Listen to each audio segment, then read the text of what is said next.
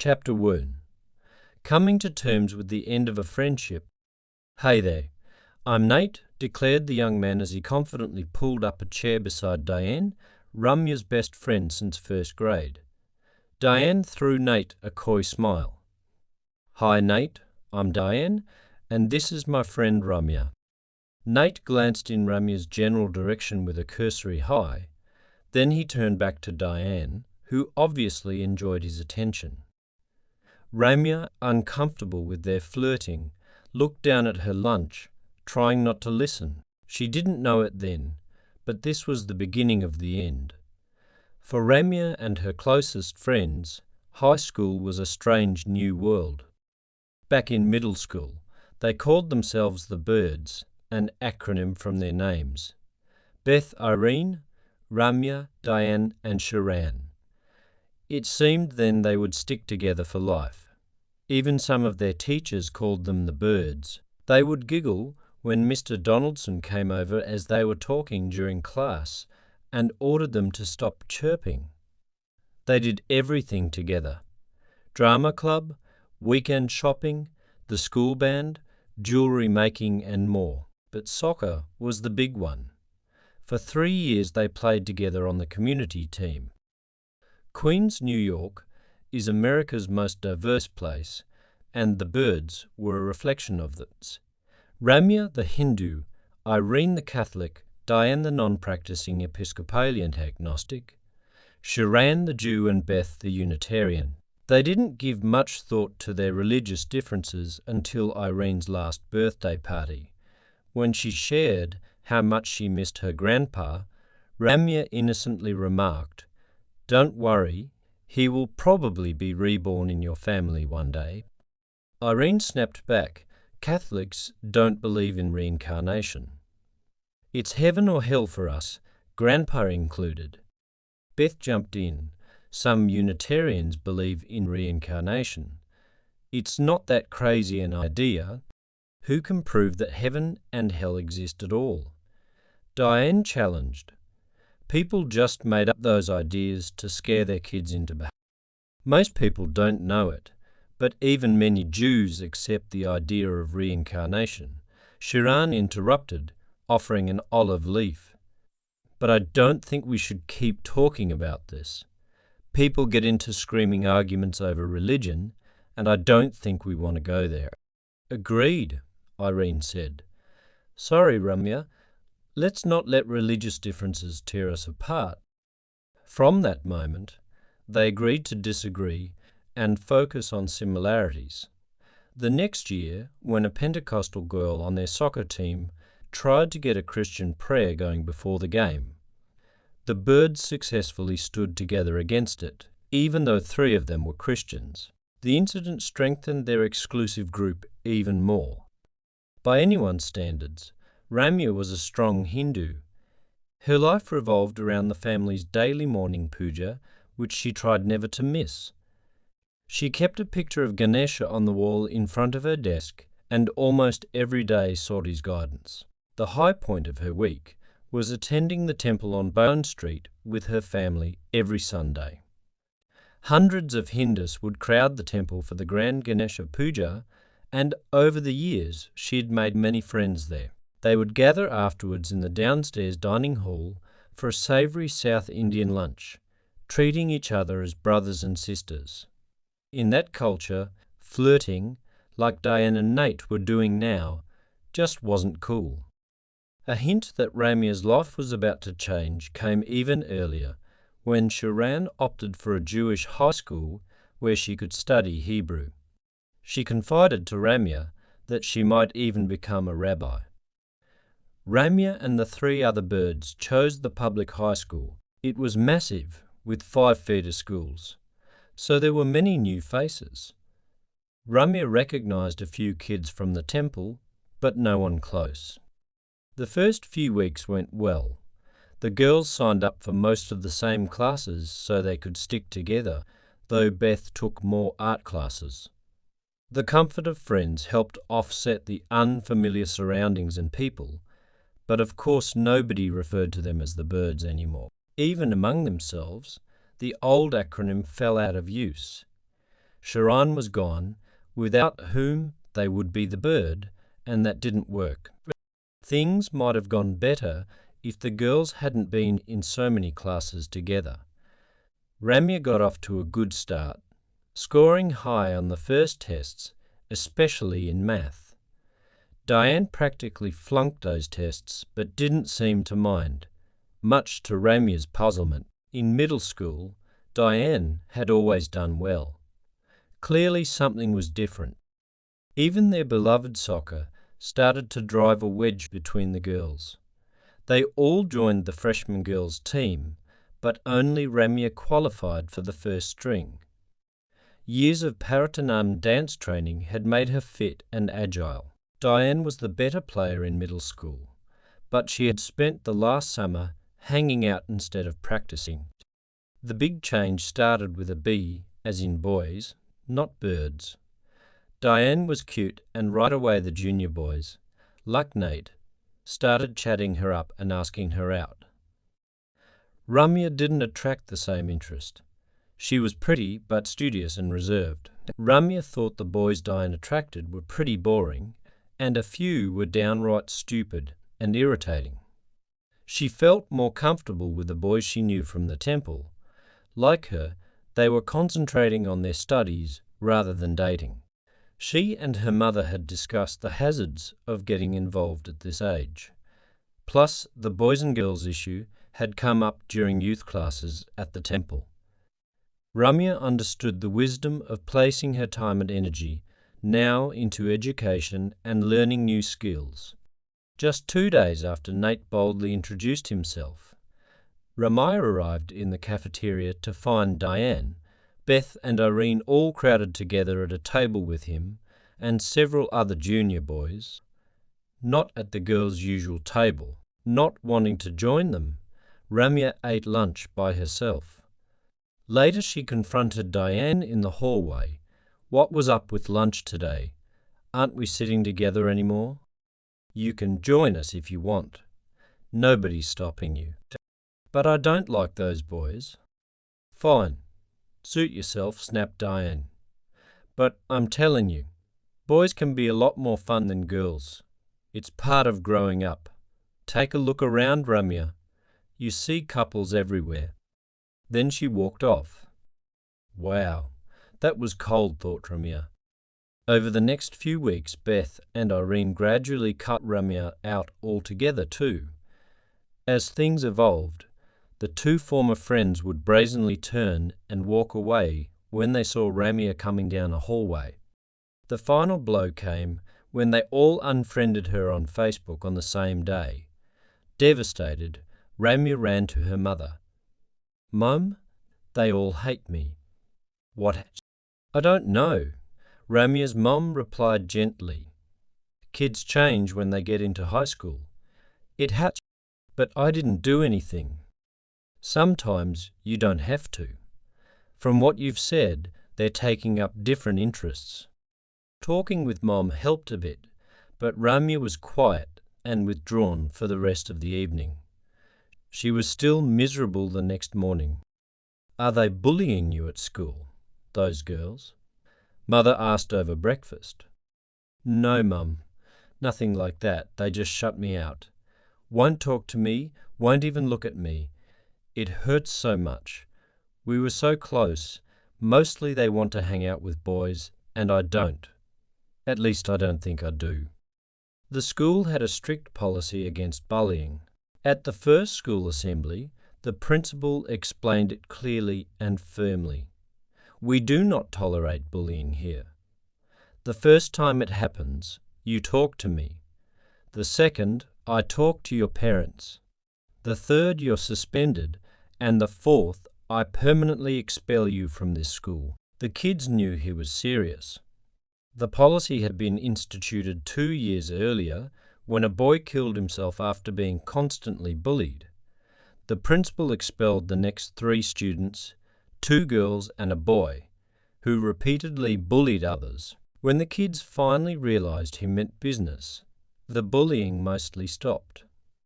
Some thought it was a badge of honor to get hauled to the principal's office for a talk, but no one wanted to risk getting expelled. It would have been easier for Ramya's parents if it was bullying, because then they could involve the school. But this wasn't bullying in the traditional sense. It was shunning, which was equally hurtful, but the school couldn't do anything about that. They couldn't tell the students who their friends should be.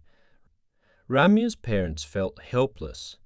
They knew such things also happened in India, but neither parents nor schools had effective solutions there either.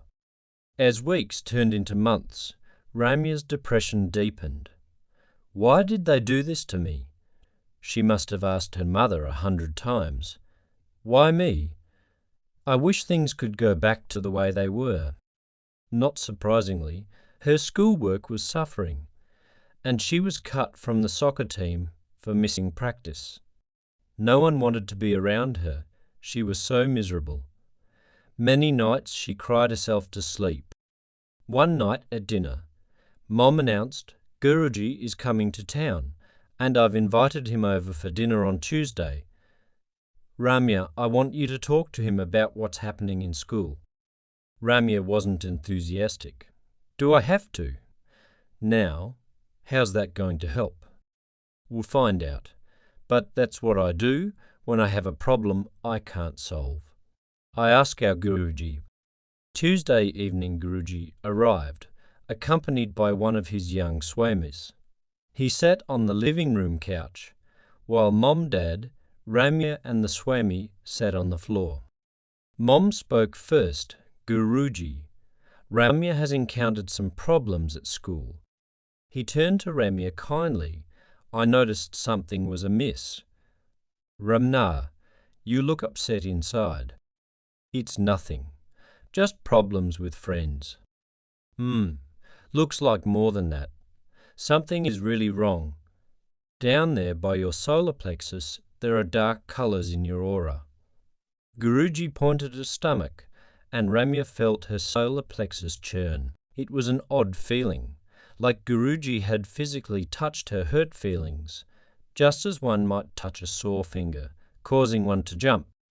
I don't understand," stammered Ramya. "What happened?" "Something has really changed," Guruji said in a loving voice. Suddenly Ramya found herself pouring out the whole story, crying most of the time, while her mother held her hand. At the end she looked at Guruji pleadingly. "What did I do wrong?" Guruji reflected for a few moments on what Ramaya had told him. "You didn't do anything except be you. Your friends betrayed you. They hurt you, and that was wrong. Small wonder you're as upset as you are. You know how if you eat something that doesn't agree with you, sometimes you throw it back up." "Yes." Ramya had to smile at the question, and her mood improved just a bit. Getting hurt by others is like that. You've taken something into your subconscious mind that you can't digest, something that actually harms you. You could even call it mental poison. That's what I see in your aura. When I see someone's aura, it is like looking at a hologram. I can see inside their body. Your emotions have colour, even sounds. Those hurtful emotions just sit there in your subconscious mind, clouding your thinking and causing constant emotional pain. Some people get physically sick from negative emotions like that. So, I need to mentally vomit." Ramya laughed. "Something like that." Guruji smiled, pleased that Ramya was taking his insights so well. "Perceptive girl," he thought to himself, and then said aloud, "I'm going to give you an assignment called Vasani Daha Tantra. Your parents have done it, and your mum can help you with it. I want you to write down 2 pages every day for the next month, telling everything that happened between you and your friends, good and bad, and burn those pages in the fire." What good will that do? It causes all those emotions in your subconscious to come back to the surface. At first, they will upset you again, but that's okay. Before long, you will stop feeling upset and start gaining an insight into why things happened the way they did. That insight will help resolve your hurt memories and ease your pain. I call it do-it-yourself Hindu magic. Better than any psychiatrist, and it's free except for paper. The next evening Mum joined Ramya at the fireplace. She brought a stack of paper. They labelled 2 sheets for each day of the month. 60 sheets in all. That's a lot of writing, sighed Ramya as she stared at the pile. That's not so much. Your dad and I had to do over 500 pages each. It's easy if you approach it one day at a time. What should I write? Whatever you want. But once you're done, burn the papers right away in the fire. You can even write the same thing over and over again. And that's just what Ramya did. 1 full page filled mostly with "I hate Diane. I wish she wasn't so mean to me," and a few lines of "I hate you too, Irene and Beth." Then she took the lighter, lit the corner of the papers, and watched them burn in the fireplace. 1 page to go, she thought. I don't know what good this is doing. Mom smelled the smoke from the kitchen. How's it going? She asked, offering Ramya a plate of cookies. Knowing how upsetting the process could be, she kept a close eye on her progress. She never read anything Ramya wrote. That was her daughter's private business. But she was never far away. Vasana Daha Tantra was not something to be done in a casual manner. I told Diane, I hate her 100 times. That's a start. Now write her a letter and give it to her. No. Say everything you want to say and then burn it. Oak. Dear Diane, I remember the first time I met you. It was in grade 1 and you sat behind me. Right away I liked you. You were so funny and so much fun to be around. I remember the day Miss Johnson scolded us for talking too much in class. I felt bad about that because I felt it was my fault. I remember the day you invited me to your house after school, and I just went, not really realizing my parents would be all worried.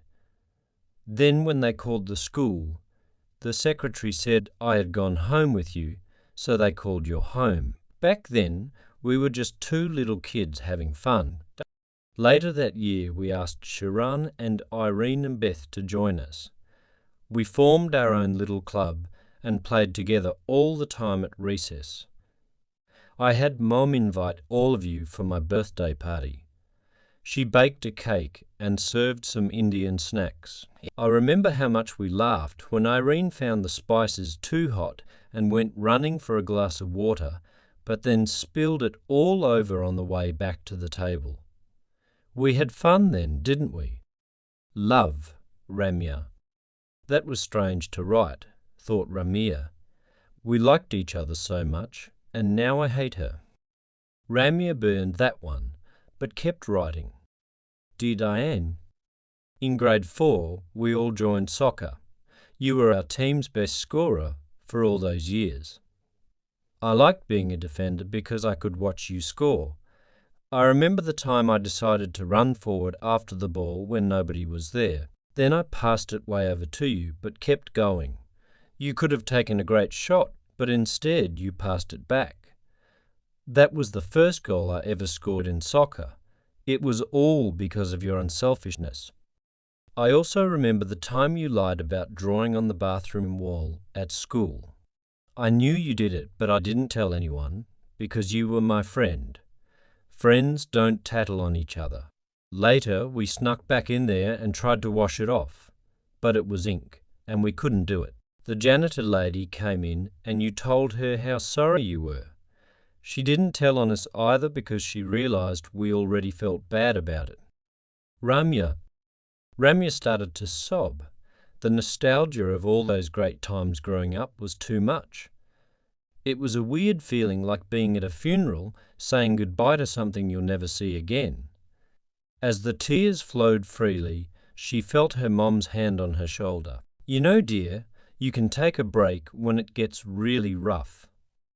I remember when I did it, there were times I just couldn't write anymore. I felt like all the tears going on the paper were going to prevent it from burning. That was my signal to take a break. Ramya stood up and hugged her mother. Together they made it to the kitchen table, tears flowing freely from both of them. Finally, Ramya got it together enough to say, "I think I could just lean over the fire and put it out with the tears." Together they laughed and talked about the next time they planned to go visit friends in India. Eventually Ramya said, "Thanks, Mom, for just being you. I think I'm ready to give it another go." When she got back, she reread what she had written. Suddenly she thought Diane was a bit of a sneak, wasn't she? And a liar too. I would never have written my name on that wall. She had never stepped back before to really think about her friend's behaviour. The next day at school, Ramya was in a better mood. As Guruji had predicted, she had gained insight into her own feelings and reactions, as well as those of others. Observing from a distance, she suddenly realized how insecure Diane really was. That's why she wants those boys around, Ramya thought. They make her feel wanted. Her parents are divorced, and I know her home life isn't as positive as mine is. The next evening she began again. "Dear Diane." Then in September it changed. "I really don't know why, but you started ignoring me. I know you found new friends a lot quicker than I did. You always did have more of an outgoing personality than me. Maybe I was a bit jealous of your new friends. You and Irene and Beth seemed to want to hang out more with other kids. I felt hurt by all that. I really was surprised. I guess I had this fairy tale dream in which the five of us would be friends forever, but that didn't happen. The first time I noticed something had changed was at lunch when you were sitting with the junior boys and didn't want me there. That really hurt. You could have been kind about it, but that isn't like you, is it? 'Cause you're just a mean, nasty person. You don't really care about anyone except yourself. And about those boys, you were so flattered they were paying attention to you, a lowly ninth grader. If they were anything special, don't you think they would be talking to some of the junior girls instead of you? You were the best they could do. That's what was really happening. You're so stupid." Your former friend, Ramya. Sure glad Diane isn't going to read that letter, Ramya thought as she burned it up. But look at me, talking like that. I can be just as mean as Diane. I should think about that. A few days later at school, Ramya watched as Diane and Irene nearly got into a fight with some of the junior girls, apparently over Nate and his friends. Wow, she thought to herself. It might have been a blessing in disguise to get kicked out of their group. And so it went. Ramya wrote about good times and bad times, anger and forgiveness, sometimes the same thing over and over, 2 pages a night, up in flames and gone forever. And she continued gaining insight, seeing into people and their motives. After a couple of weeks, the writing started to change. Ramya became more perceptive about her friends, her life so far and herself. She wrote to Diane, to Irene, to Beth, who hadn't really been so mean, and even to her teachers, as she realized how kind most of her teachers were. For some reason, her visits to the temple seemed more meaningful as she went through a kind of cleansing process inside. Dear Diane, we had a tight little clique, didn't we? I like to think we weren't like those other groups of kids in school, with their tight, close friendships and their wall of meanness toward other kids. True, we weren't mean much, but sometimes we were, like when Caitlin wanted to hang out with us. She was so totally out of place with our group. But then what's the difference between us not letting her in and you pushing me out? We weren't nice to her. And what's with me letting the group treat Caitlin like that? Here I think I'm somebody special, someone who wouldn't be so mean and cold to a person who wanted to be my friend. But I did just that, didn't I? And why do I need to be in a clique anyway? To make me feel special.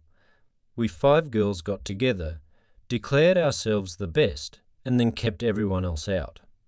How silly is that? From Ramya. Mum, began Ramya the next morning at breakfast. I realised something last night while I was writing. What was that?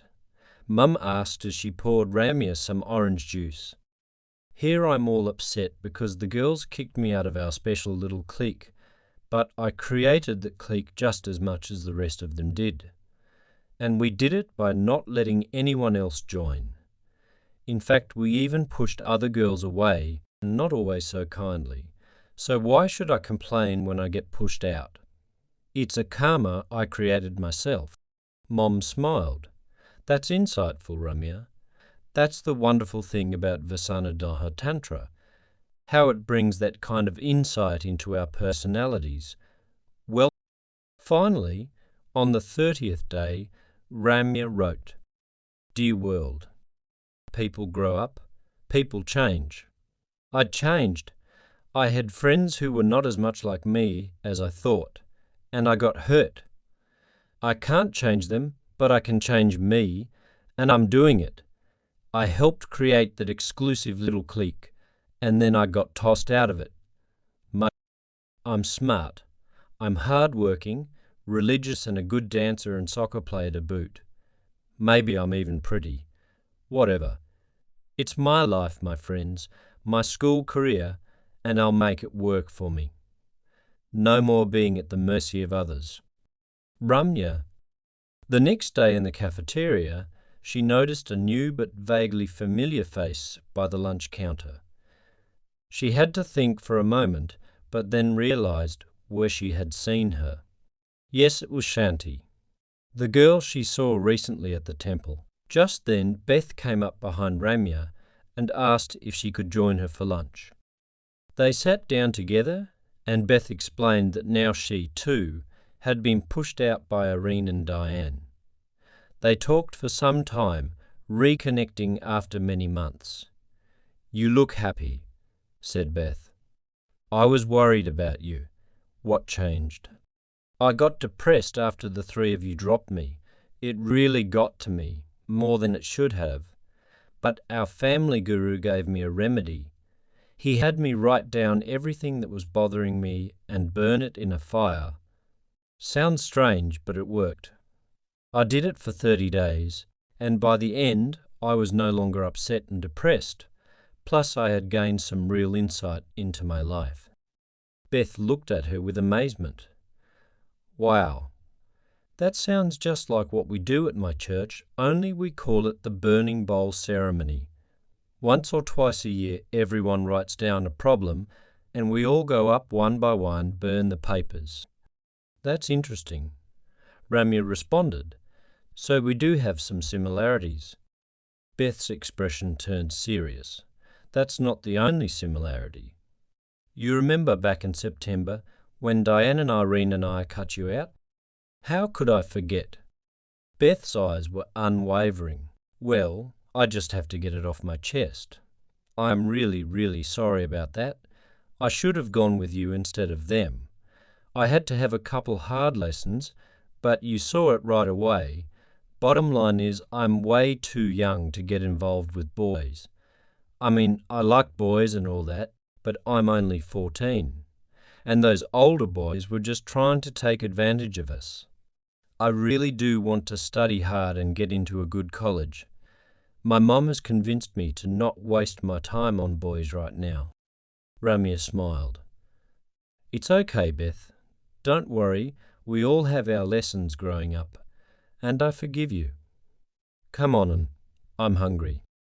Just then, Ramya looked over and noticed Shanti standing by herself, looking around for a place to sit.